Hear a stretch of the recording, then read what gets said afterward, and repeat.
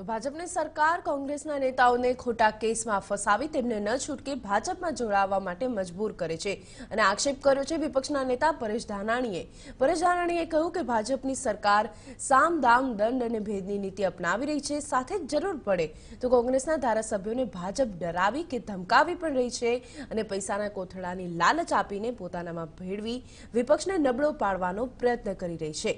એટલું જ નહીં, કોંગ્રેસના અનેક નેતાઓ સામે ભાજપે ખોટા કેસ પણ કર્યા હોવાનો આક્ષેપ કર્યો હતો।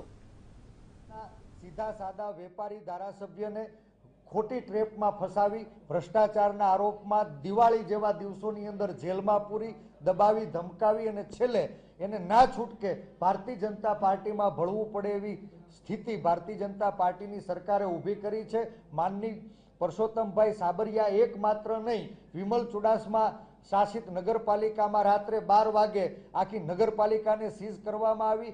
અમરીશ ડેર ઉપર ખોટી કંપની દ્વારા ફરિયાદ કરાવવામાં આવી। રાજેશ ગોહિલે જ્યારે ખનિજ માફિયાઓ સામે અવાજ ઉઠાવ્યો તો એને નોટિસ પાઠવવામાં આવી।